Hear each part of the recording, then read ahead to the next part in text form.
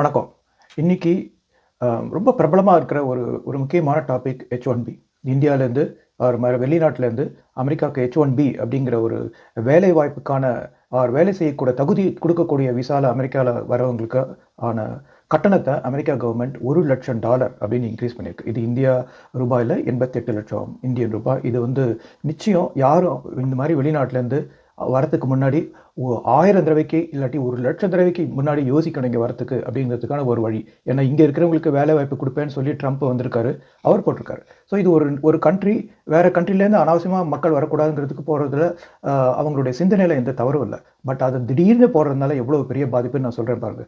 இப்ப 27லேருந்து 32, 33 வயசுக்குள்ள தான் முதல்ல நிறைய H1B வேலை வாய்ப்புல தேடி வரவங்க வராங்க. ஐடி துறையில மற்ற வேறு சில துறையிலையும் இருக்காங்க.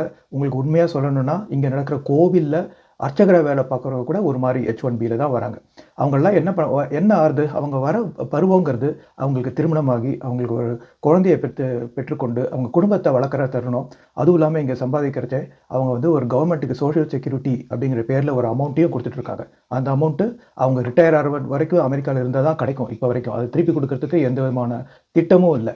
ஸோ அதனால் இவ்வளவு தூரம் இருக்கிற போது இனிமேல் இந்த H1Bயில் வர்றதுக்கு நிச்சயமாக யோசிக்க போகிறாங்க.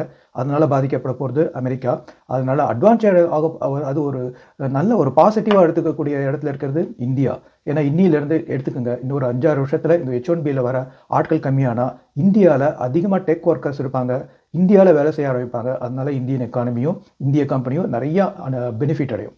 ஆனால் இதோட இன்னொரு விஷயமும் இருக்குது. அது என்னென்னா, இங்கே ஆரம்பிச்சிருக்கிற இந்திய கடைகள் சான் பிரான்சிஸ்கோ பே, நியூ ஜெர்சி, டெக்சாஸ் இந்த மாதிரி மாகாணத்தில் அதிகப்படியான இந்தியர்கள் வசிக்கிறாங்க.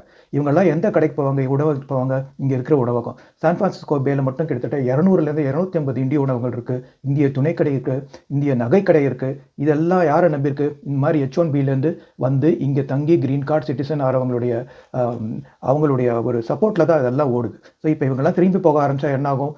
அந்த ஒர்க்கர்ஸும் கம்பெனியும் தவிர இந்த மாதிரி இந்திய கடைகள்லாம் பெரிய அளவில் பாதிக்கப்பட போகிறது. நிறைய அளவுக்கு திறந்திருக்கிற இந்திய கடைகள்லாம் வேகமாக மூட வேண்டியிருக்கும், இல்லாட்டி அவங்களுடைய பிஸ்னஸை குறைச்சிக்க வேண்டியிருக்கும். இதுவும் ஒரு முக்கியமான சூழ்நிலை. ஸோ இந்த H1Bயில் ஒரு பெரிய பாதிப்பு இருக்குது. அது ஒரு எதிர்கால சூழ்நிலையே மாற்றிக்க அமைக்கக்கூடிய ஒரு ஒரு ஒரு விதமான கட்டத்தில் இருக்குது. இங்கே குழந்தைங்கள்லாம் படிக்க ஆரம்பிப்பாங்க. இப்போ H1B முடிச்சு ஒருத்தர் திரும்பி வரணும்னு நினைக்கிற போது அவங்க குழந்தைங்கள்லாம் ஊருக்கு வந்தோம்னா அவங்களால இந்தியாவில் அடாப்ட் பண்ணிக்க முடியுமா? அதெல்லாம் முக்கியமாக யோசிக்கிறோம். அது ஒரு பெரிய குழப்பமாக இருக்க போகுது. வணக்கம்.